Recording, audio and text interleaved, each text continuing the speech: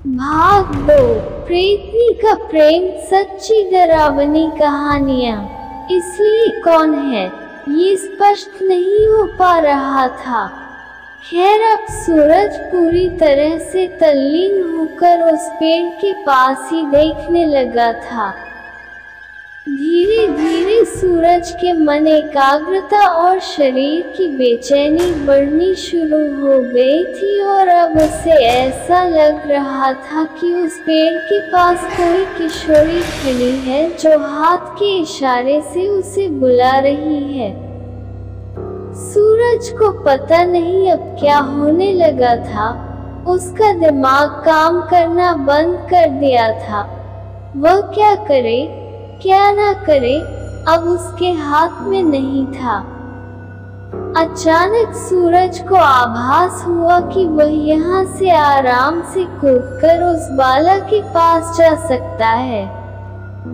पता नहीं उसकी मानसिकता कैसे इतना बदल गई कि वह अब देखा न था और अचानक उस चौथे मंजिल के बालकनी से छलांग लगा दी। छलांग लगाते ही उसे ऐसा लगा कि पेड़ के पास खड़ी लड़की अचानक उड़कर उसके पास आ गई और उसे थामकर उसी पेड़ के पास लेकर चली गई।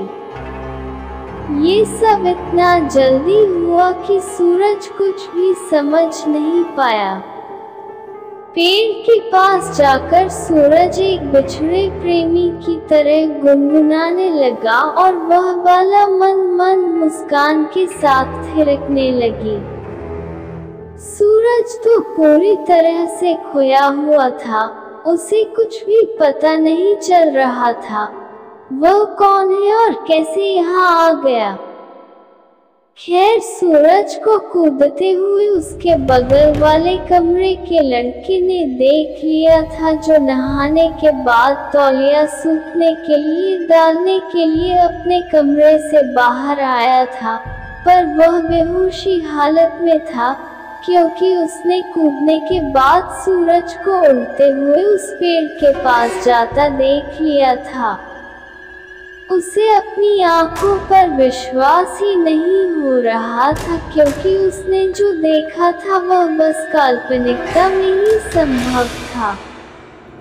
खैर, उसने हिम्मत करके आसपास के कमरों के छात्रों को ये बात बताई और फिर उन छात्रों ने एक चपरासी को लेकर उस पेड़ के पास जाने का निश्चय किया। उस पेड़ के पास पहुंचकर छात्रों ने देखा कि सूरज तो प्रसन्न मन से गाए जा रहा था, पर उसके हाव भाव से ऐसा लग रहा था कि वह गाना अकेले नहीं किसी और के साथ गा रहा है। छात्रों को वहां देखकर भी सूरज पर कोई असर नहीं हुआ। वह इन लोगों से बेखबर गाए जा रहा था। अंत में उसके कमरे के बगल वाले कमरे के लड़के ने उसे पकड़कर रोकना चाहा, पर फिर भी सूरज अनजान था कि वहाँ ये छात्र आदि भी हैं। अचानक सूरज का गाना बंद हो गया और वह तेज आवाज में चिल्लाया, कहाँ गई तुम? देखो, आँख में चौली न खेलो, मेरे सामने आओ। इसके बाद एक दो और छात्रों ने सूरज को पकड़कर वहां बैठाने की कोशिश करने लगे, पर सूरज तो बस चिल्लाए जा रहा था, कहाँ गई तुम? अचानक चपरासी ने वहीं किसी पौधे के एक दो पत्तों को तोड़कर मसला और उसे सूरज को सूंघा दिया। सूरज तो बहुत ही जोर की छींक आए और वह अब होश में आने लगा था। वह कौन है, अब उसे इसका भान हो चुका था। उसे वहां अपने को पाकर बहुत हैरानी हुई।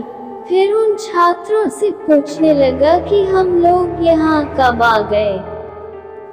मैं तो अपनी बालकनी में था, फिर यहाँ कैसे?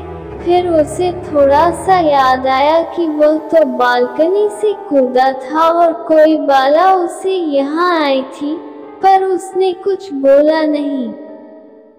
खैर छात्रों ने उसे चलने के लिए कहा और साथ ही यह भी कहा कि बस ऐसे ही आ गए थे, तुमने ही तो चलने के लिए कहा था।